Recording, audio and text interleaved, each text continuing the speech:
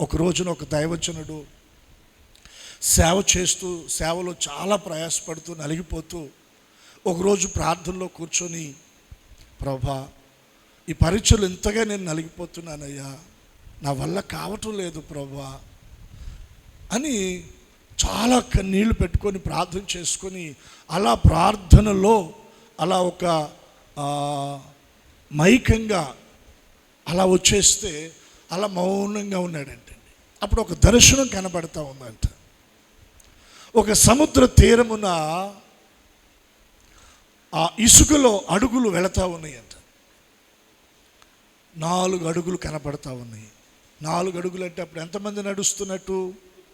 2 వ్యక్తులు నడిస్తే ఎన్ని అడుగులు కనబడతాయి? 4 అడుగులు. అప్పుడు ఆ దర్శనంలో దైవజనుడు చూస్తూ ఆ దర్శనంలోనే కొంత ఓదార్పు, ధైర్యాన్ని పొందుకుంటున్నాడంట.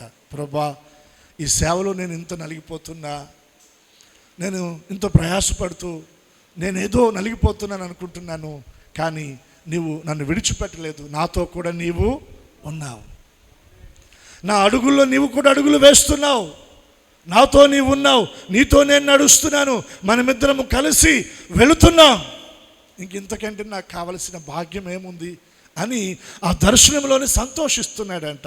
ప్రభుతో నేను ఉన్నాను, ప్రభు నాతో ఉన్నాడని. ఇలా అడుగులు వేయబడతా ఉన్నాయి. కొంత దూరం సాగింది. ఆ తర్వాత 2 అడుగులే ఉన్నాయి, 2 అడుగులు కనబడటం లేదంట. అప్పుడు స్పష్టంగా మరలా చూస్తున్నాడు దర్శనంలో. ఆ దైవజనుడు చూస్తే 2 అడుగులే కనపడుతున్నాయి.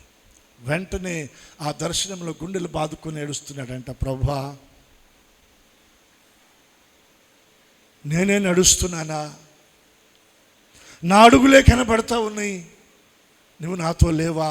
నువ్వు నన్ను విడిచిపెట్టావా? నాకు దూరం అయ్యావా? దానిని బట్టి నేను నలిగిపోతున్నానా? నా వల్ల కావటం లేదు, దాని కొరకేనా అని మరలా దర్శనంలో కన్నీళ్లతో దేవుని దగ్గర మొరపెడతా ఉన్నాడంట. అప్పుడు దేవుని మెల్లని స్వరం వినబడతా ఉందంట. సరిగ్గా తేరి చూడు, ఆ అడుగులు ఎవరివో అని. దైవజనుడు తేరి చూస్తే ఆ అడుగులు తనవి కాదు, అవి ఎవరివంటే యేసయ్య అడుగులు. మరలా హృదయంలో కలవరం. అంటే ఇప్పుడు నేను నా దేవుని విడిచిపెట్టానా? నేను ఆయనతో నడవటం లేదా? నేను ఎక్కడైనా ఆగిపోయానా అన్న ఆ హృదయ కలవరంతో, ప్రభువా, మరి నేనెక్కడున్నానయ్యా అంటే,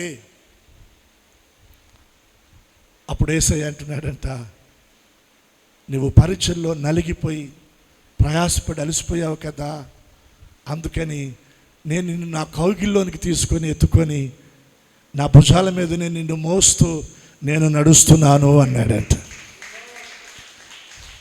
నీవు అలసిపోయినప్పుడు, నీవు నలిగిపోయినప్పుడు, నువ్వు అడుగులు వేయలేని ఆ పరిస్థితిలో ఉన్నప్పుడు ఆయన నిన్ను విడిచిపెట్టేవాడు కాదు. ఆయన నీతో అడుగులు వేస్తున్నాడు. నీవు నడవలేనప్పుడు ఆయన నిన్ను ఎత్తుకునేవాడు, తన కౌగిల్లోనికి తీసుకునేవాడు, తన భుజాల మీద నిన్ను ఆయన మోసేవాడు.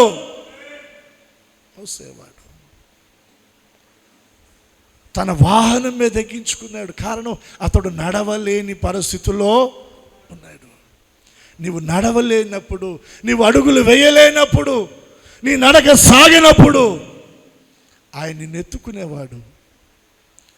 దేవుని వాక్యం అంటా ఉంది, గర్భమున పడినది మొదలుకొని, తల్లి ఒడిలో కూర్చుండినది మొదలుకొని, ముదిమి వచ్చు వరకు, తల వెంట్రుకలు నెరయు వరకు నిన్ను చంక పెట్టుకొని ఎత్తుకొనొచ్చు నీ భారాలను భరించువాడను నేనే. ఎప్పటి నుంచి ఎప్పటి వరకు ఎత్తుకుంటాడు ఆయన మనల్ని చెప్పండి? తల్లి గర్భమున పడినది మొదలుకొని ముదిమి వచ్చు వరకు.